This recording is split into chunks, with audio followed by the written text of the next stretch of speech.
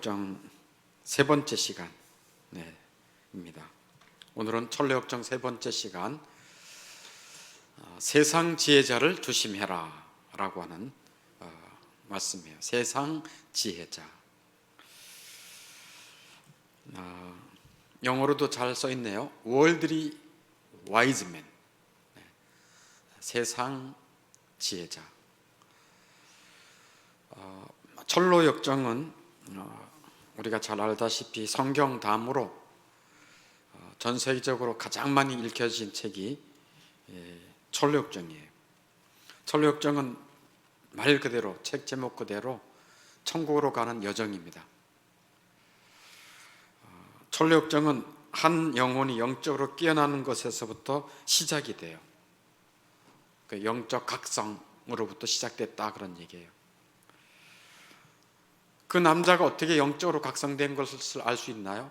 영적으로 각성됐다 그러면 뭐를 보고 영적으로 각성됐다는 것을 알 수 있죠? 몇 가지 특징 중에도 가장 큰 특징은, 힌트를 주면 등에 뭐가 있음을, 등에 죄짐이 있음. 너무 죄짐 때문에 무겁다. 이 죄짐을 벗어나고 싶다. 이 죄짐 때문에 내가 심판받게 됐구나. 내 이 죄짐 때문에 공고하구나. 그리고 이 땅에 있는 수많은 죄로 말미암아 내가 살고 있는 이 도시는 장망성, 장차 망할 성이구나. 멸망의 도시구나. 그러면 내가 어떻게 해야 이 죄짐에서 벗어나 구원받고 생명, 영원한 생명을 얻을 수 있을까 하고, 그 영혼이 죄짐에서 벗어나서 이 죽음의 도시에서 영원한 심판에서 생명, 영원한 생명을 얻을 수 있을까? 어찌해야 되나? 이게 이제 영적으로 깨어났다는 증거예요. 그러니까 깨어난 자들은, 예수를 믿고 이제 깨어난 자들은 죽기 전까지 뭐를 가장 두려워하는가? 자기 안에 있는 이 죄를 가장 미워하고 두려워하고 싫어하고. 그러니까 우리의 정서 가운데 미움, 시타라고 하는 정서가 이런 데서 발생되는 거예요. 그 전에는 자기의 죄를 먹고 마시는 것을 죄의 일락, 죄를 지는데 기쁨이 있었다니까요. 그런데 그 죄를 미워하는 것을 끝까지 하게 된다 이거예요. 그러면 어떻게 그 남자가 죄에 대한 각성을 얻게 되었을까? 어떻게 얻게 되었죠? 죄에 대한 각성이 있다고 하는 것은 굉장한 거예요. 사람들은 죄에 대해서 가볍게 여기거든요. 근데 이 죄짐이 무겁다, 이 죄에 대한 심판이 있다, 구원받고 싶다, 어떻게 해야 되나? 라고 하는 이 죄의 각성이 어떻게 생기게 됐죠? 힌트, 그거예요. 이렇게 딱 힌트, 손에 든 뭐가 있었어요? 책이 있었잖아요. 성경책이 있었어요. 그리고 전도자를 만났을 때 전도자가 하나님의 말씀을 알려줬어요. 임박한 진노를 피하라, 좁은 문으로 가라, 이런 하나님의 말씀을 들었어요. 그리고 성경책을 절대 놓지 않아요. 가까이 하는 거예요. 각성이 어디서 일어나느냐? 하나님의 말씀을 듣고 하나님의 말씀을 가까이 할 때 성령께서 영적으로 깨어나게 하십니다. 죽은 영혼을 깨어나게 하는 것은 사람의 힘이 아니에요. 살리시는 영, 성령 하나님이십니다. 그래서 그 남자가 영적으로 각성하게 됐다는 거예요. 그래서 영적으로 각성이 일어나려면 어떻게 해야 되는가? 하나님의 말씀이 충분히 뿌려져야 돼요. 그 심령에. 그래서 하나님의 말씀의 자리에서 충분히 말씀을 듣고 또 듣고 또 듣다가 어느 순간에 성령 하나님께서 영적 각성의 눈을 열어주시는 것입니다. 그게 그 남자였어요. 그 남자, 즉 크리스천은 이제 전도자의 말을 따라서 저쪽에 희미한 좁은 문, 빛이 비치는 그곳을 향해서 이제 향해 가고 있었어요. 크리스찬은 외롭게 그리고 혼자 평온을 걷고 있었어요. 근데 저쪽에서 어떤 사람이 걸어오고 있었어요. 그 사람의 이름은 뭐다? 세상 지혜자, 월드리 와이즈맨이었어요. 세상 지혜자, 월드리 와이즈맨. 그는 어떤 도시에서 살았는가? 육욕의 도시, 카널 시리. 카널이라는 말이 뭐냐면 육욕적인, 육체적인, 성욕, 그러면 카널 에피타이트 이렇게 말하는 거예요. 육욕, 아주 정욕적인 도시에 살고 있는 자가 누군가? 세상 지혜자. 그러니까 이 도시, 육욕적인 도시에서 세상 지혜자가 살고 있다는 얘기는 그 세상 지혜자가 얼마나 육욕적이고 세상적인지를 알려주는 거예요. 무슨 쪽이라고요? 육욕적이고 세상적인 것을 알려주는 거예요. 세상 지혜자가 먼저 말을 걸어요. 안녕하세요. 어디로 가고 있습니까? 무거운 짐을 지시고. 그랬더니 크리스찬이 말해요. 이 무거운 짐을 벗게 해주실 분이, 벗게 해주실 방법을 가르쳐 주신 분이 있어요. 그분이 저쪽에 좁은 문으로 가라 그래서 제가 그쪽으로 지금 가고 있는 중이에요. 그랬더니 세상 지혜자가 또 물어요. 당신 아내와 또 자식들이 있습니까? 물론 있지요. 아내와 자식이 있어요. 그런데 내 이 무거운 짐 때문에 옛날처럼 그들과 함께 즐거움을 누리지 못하고 있답니다. 그랬더니 세상 지혜자가 제가 충고를 하나 드려도 될까요? 귀다듬어 들으시겠습니까? 크리스천이 말해요. 좋은 충고라면 받겠습니다. 저는 좋은 충고를 몹시 원하거든요. 세상 지혜자가 말해요. 우선 한시바삐 그 무거운 짐을 벗어버리십시오 하고 말하는 거예요. 그 무거운 짐을 벗어버리래요. 이것은 무엇을 뜻할까요? 세상 지혜자는 크리스찬에게 쉽고 편안한 길을 알려주는 거예요. 왜 그렇게 무거운 짐을 지고 가냐? 세상 방식을 제시하는 거예요. 세상 사람들은 무거운 짐, 인간의 죄성, 인간의 원죄를 전적으로 부정해요. 인간의 원죄. 사람이 전적으로 부패됐다라고 하는 성경의 진리를 부정해요. 저 사람 보세요. 그래도 저렇게 선한 일을 하잖아요. 저렇게 많이 기부하잖아요. 전적으로 타락되지 않았다니까요. 선한 구석이 조금이라도 있어요. 하고 전적 타락, 전적 부패를 부정해요. 이게 세상 지혜자. 자기의 이성으로 이 죄에 대해서 생각하는 거예요. 그리고 죄를 가볍게 여기는 사상을 갖고 있어요. 그리고 인간의 노력으로 구원받을 수 있다. 인간의 노력으로 구원받을 수 있다라고 생각하는 거예요. 이게 세상 지혜자가 당신의 무거운 짐을 벗어버리세요. 당신이 벗어버리세요. 라고 말한 거예요. 그러면서 세상 지혜자가 이렇게 물어요. 이 길로 가면 짐을 벗어버릴 수 있다라고 말해준 사람이 누구요? 그랬더니 이 크리스찬이 그분은요 매우 고귀하고 위대한 사람 같았어요. 제가 기억하기로는 그 사람의 이름이 뭐더라? 알았어요. 전도자예요. 그분이 전도자예요. 그랬더니 세상 지혜자가 말해요. 내가 그 전도자를 비난하지 않을 수가 없군요. 그 전도자가 당신에게 가르쳐준 방법은 세상에서 가장 위험하고 어려운 방법이에요. 그 길을 따라가면 여러 가지 어려움을 당하게 될 거예요. 당신 꼴을 보니까 진흙에 그냥 다 진흙탕에 묻어 있어가지고 아마 저 절망의 수렁에 빠져가지고 고생한 그 모습 그대로네요. 하고 세상 지혜자가 막 얘기해요. 이 길을 계속 따라가면요, 고난, 공포, 헐벗음, 칼의 위험, 사자의 위험, 용은 이제 마귀를 의미하죠. 암흑 등을 만날 것입니다.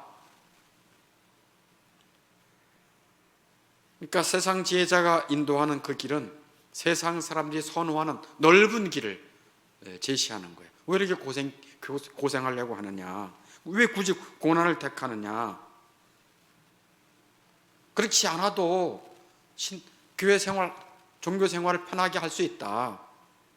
자기 부정하지 않아도 된다. 십자가 지지 않아도 된다. 그런 고난 없이도 정말 잘 살 수 있지 않느냐? 왜 굳이 고난의 길을 가려고 하느냐? 그랬더니 크리스찬이 말하는 게 참 아주 의미심장해요. 그런데요, 지금까지 선생님이 말한 그 모든 고통과 위험보다도 실은 저는 이 내 등 뒤에 있는 이 죄의 무거운 짐이 더욱 괴롭고 무섭게 느껴져요. 이 무거운 짐을 벗을 수만 있다면, 그래서 영원한 생명을 얻을 수 있다면 내 앞길에 어떤 고통과 어려움도 두렵지 않아요 하고 말하는 거예요.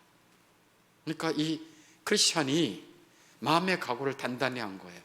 영생 생명을 얻고 이 죄짐만 벗을 수 있다면 죄짐보다 더 그것이 무겁겠습니까? 두렵겠습니까? 이 세상의 어려움이. 그렇게 말하는 거예요. 죄의 짐이 세상 살아가는 모든 고통보다 크다는 것을 어떻게 알고 이 크리스찬이 고백하는지, 이것은 은혜다라고 밖에는 표현할 길이 없어요. 사실 이 죄짐은 사람이 그 안에 가지고 있는 이 죄라고 하는 것은 그 사람의 인격을 계속 부패하게 하고 타락시키고 인격을 완전히 망가뜨리는 거 아니겠습니까? 그리고 인간관계를 파괴하고, 죄의 마지막은 영원한 심판이 있으니 이 땅에 100년도 안 되는 짧은 삶의 고통에 비할 바겠습니까? 영원한 지옥 비참한 고통이 있는데, 이 크리스찬은 이 땅에서의 고통이나 어려움보다도 나 그거 별로 두렵지 않다, 이 죄짐이 더 두렵고 무겁고 힘들다라고 말하는 거예요. 그랬더니 세상 지혜자가 이렇게 다시 질문해요.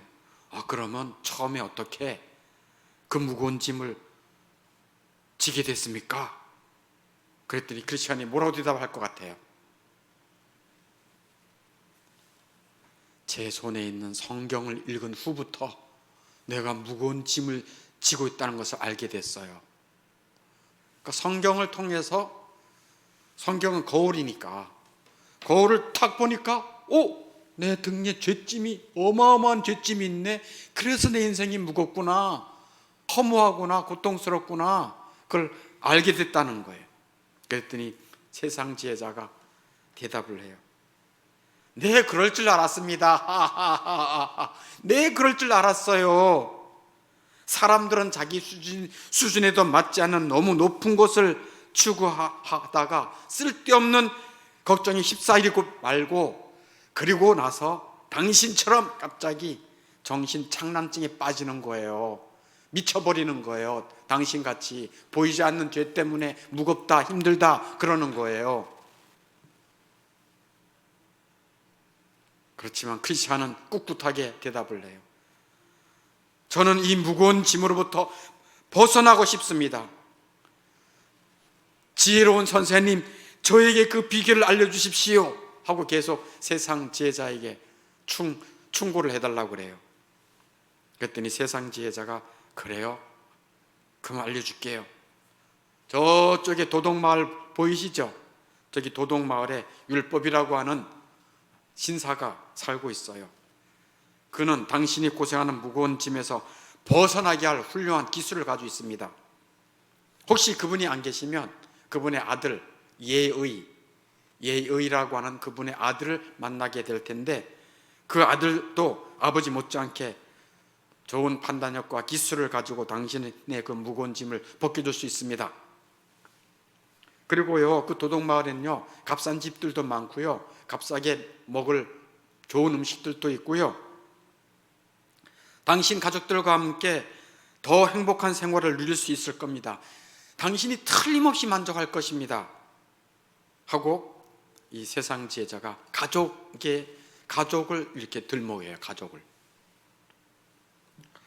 세상 지혜자가, 이것은 세상 지혜자가 크리스찬의 아내와 가족을 이렇게 물어보고, 또 좋은 집, 양질의 또 음식을 싸게 먹을 수 있고, 이런 이야기를 한 것은 세상의 이 헛된 영광을 추구하라고 하는 세상적인 유혹을 지금 하고 있는 거예요.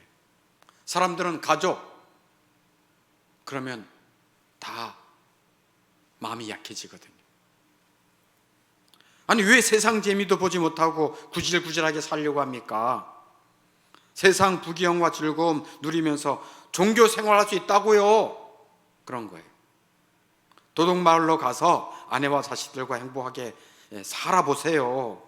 죄에 대한 부담 갖지 마시고, 구원에 대한 관심 갖지 마시고, 그냥 여러분 친척과 여러분 이웃들에게 좋은 사람, 교양 있는 사람, 그냥 잘 사는 사람으로 좀 보이면서 사세요. 왜 그렇게 구질구질하게 죽겠다 그러고 영원한 생명이 그게 뭔지도 모르게 잘 잡히지도 않는 걸 가지고 그렇게 해요 라고 말하는 거예요. 그럴듯하죠? 그럴듯하다고 그러세요. 네. 그럴듯하잖아요. 이 말을 듣고 크리스찬이 잠시 망설였어요. 왜 망설였을까? 그렇지. 우리 육신의 욕구와 세상적인 이런 편안함을 주겠다고 하니, 그것도 싼 값에. 망설였어요. 그러고 나서 결정을 내렸어요. 어떤 결정을 내렸을까요? 크리스찬이 전도자가 가르쳐준 저 희미한 빛이 비치는 좁은 문 쪽으로 가지 않고 방향을 바꿔가지고 세상 지혜자가 알려준 도둑마을의 율법 선생님, 율법 신사를 찾아간 거예요. 그래서 크리스찬이 그 길로 이제 가는 거예요. 가는데 저렇게 저기 있는 그 그림처럼 언덕이 자꾸 높아지는 거예요. 그리고 그 언덕 위에 어마어마한 큰 바위들이 보이는 거예요. 그래서 조금 더 봤더니 뭐 불이 막 붙어서 그 불이 막 떨어지려고 하는 것 같아요. 활활 타오르는 거예요. 그래서 그것을 본 크리스찬은 올라가다가 바위에 그냥 깔려 죽을 것 같고 불에 타 죽을 것 같아가지고 두려움에 덜덜덜덜덜덜 떨었어요. 그 모습을 보고 덜덜덜덜 떨었어요. 그래야 크리스찬은 세상 지혜자의 그릇된 충고를 받아들인 것을 후회했어요. 그걸 보면서 두려워서 떨다가 그때 마침 참 이 전력정의 그 원문에 보면 그때 마침 이렇게 표현해요. 그때 마침 누가 나타났어요? 누가 나타났을까요? 전도자가 나타났어요. 전도자가. 저기 좁은 문으로 가세요라 했던 그 전도자가 나타났어요. 크리스찬은 전도자를 보고 부끄러움과 죄책감으로 얼굴이 화끈 그렸어요. 부끄러움과 죄책감으로 얼굴이 화끈 그렸어요. 세상 지혜자의 말을 듣고 길을 바꾼 뒤에 크리스찬은 어떻게 됐습니까?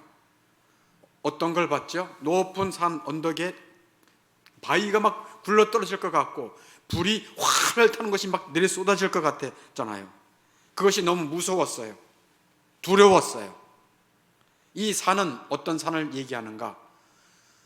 율법을 받은 신의 산을 상징하는 거예요. 율법을 받은 신의 산을 상징하는 거예요.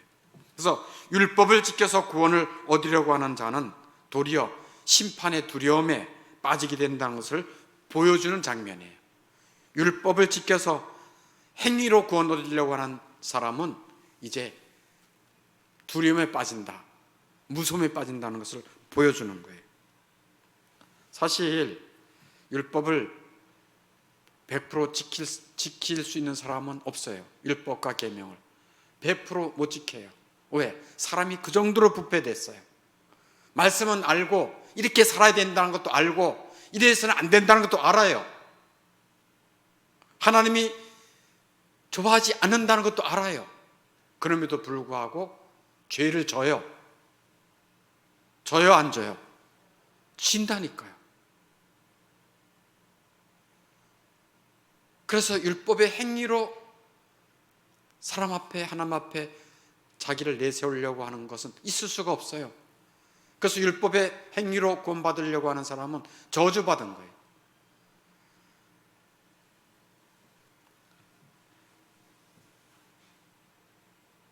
갈라디아서 2장 16절에 사람이 의롭게 되는 것은, 우리 같이 한번 읽어보겠습니다. 사람이 의롭게 되는 것은 율법의 행위로 말미암이 아니요 오직 예수 그리스도를 믿음으로 말미암은 줄 알므로 우리도 그리스도 예수를 믿나니. 아멘.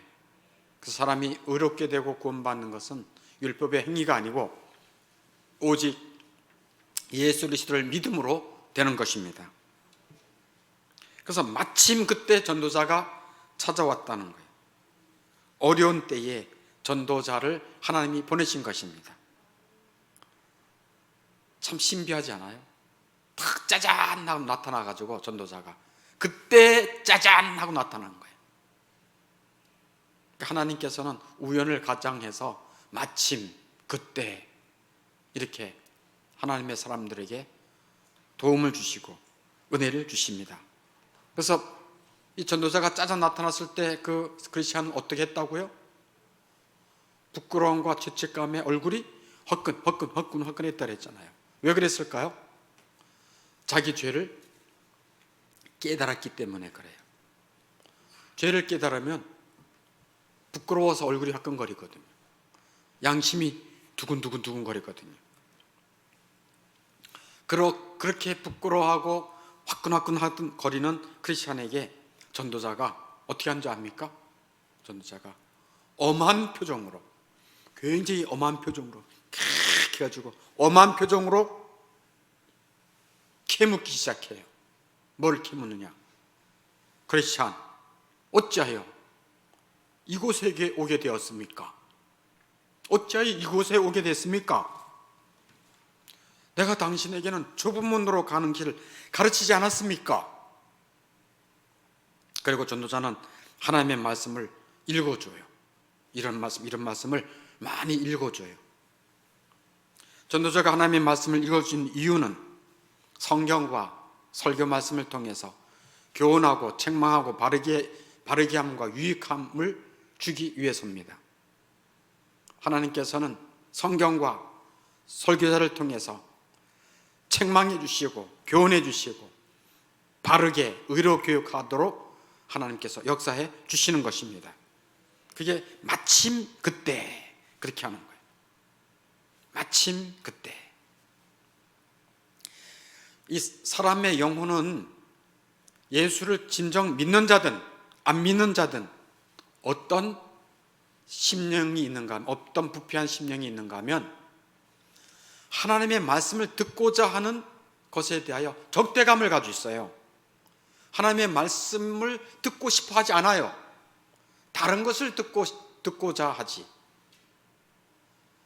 그렇지만 하나님은 하나님의 사람들에게 억지로라도, 그리고 우연을 가장해서라도 마침 그때 전도자를 통해서 크리스찬에게 말씀해 주시는 것입니다. 그리고 철학적인 보면 엄한 표정이라 그러죠. 엄한 표정으로 책망하는 거예요. 책망. 그러니까 책망도 받아야 그 영혼에 유익이 되는 것입니다. 네. 그래서 전도자가 크리스찬에게 세상 지혜자로부터 잘못된 충고받은 것 3가지를 이렇게 정리를 해줘요. 참 아주 정리를 잘 해줘요. 세상 지혜자로부터 받은 잘못된 충고 3가지를 알려줘요. 첫째, 당신은 바른 길에서 벗어났습니다 라고 말해요. 당신이 잘못한 게 뭔지 알아요?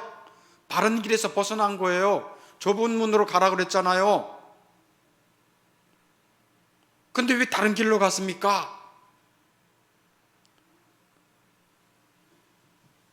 그래서 마태복음 7장 13절에 거기에 있지요. 거기 있는 것처럼 멸망으로 인도하는 문은 크고 그 길이 넓어 그리로 들어가는 자가 많고 생명으로 인도하는 문은 좁고 길이 협착하여 찾는 자가 적습니다. 그래서 첫 번째 잘못된 충고 알려줘요. 바른 길에서 벗어나게 한 것. 두 번째는 당신이 십자가를 꺼리도록 유도한 것. 십자가를 꺼리도록 유도한 것. 그러면서 전도자가 이 크리스찬에게 말해줘요. 히브리서 11장에 있는 말씀인데 당신은 십자가를 애굽의 모든 보화보다 귀히 여길 줄 알아야 됩니다. 이렇게 말해요. 당신은 십자가를 애굽의 모든 보화보다 귀하게 여길 줄 알아야 됩니다 라고 말해요. 믿음의 사람 모세는 하나님의 백성과 함께 있는 것, 즉 영원한 영생을 얻기 위해서 애굽의 모든 보화, 부귀, 영화를 내려놓던 것입니다. 그러므로 이 전도자는 크리스찬에게 말해요. 당신은 십자가를 애굽의 모든 보화보다 귀히 여겨야 됩니다. 그리고 예수님이 말씀했습니다. 거기 성경에 누가복음 14장 26절 27절 있죠.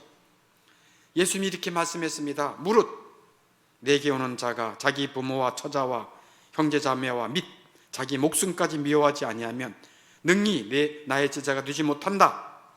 그리고 누구든지 자기 십자가를 지고 나를 따르지 않는 자도 능히 내 제자가 되지 못하리라 하고 예수님이 말씀하신 것을 전도자가 크리스찬에게 말해요.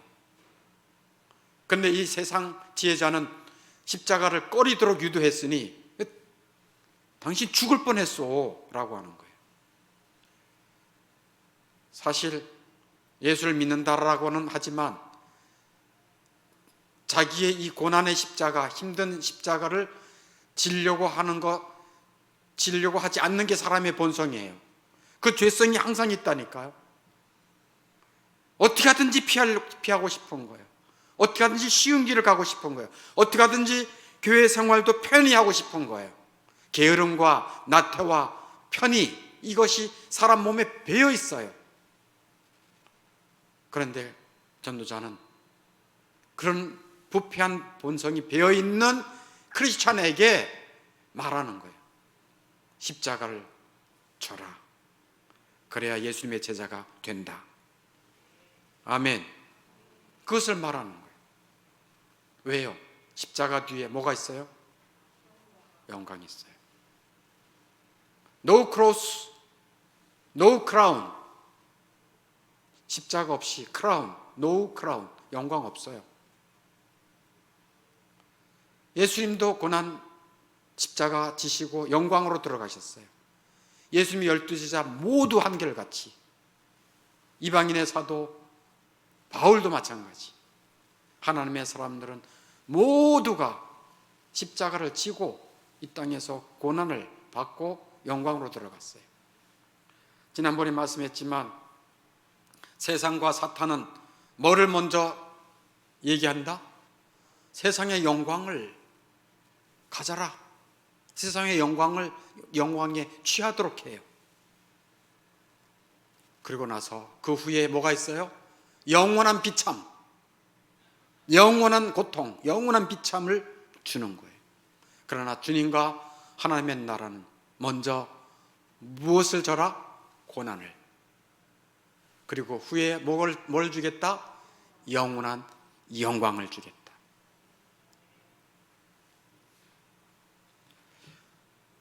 세상 지혜자의 잘못된 충고 세 번째는 당신으로 하여금 사망의 골짜기에 이르는 길로 가도록 유혹한 것이다. 당신 저주받을 뻔했어.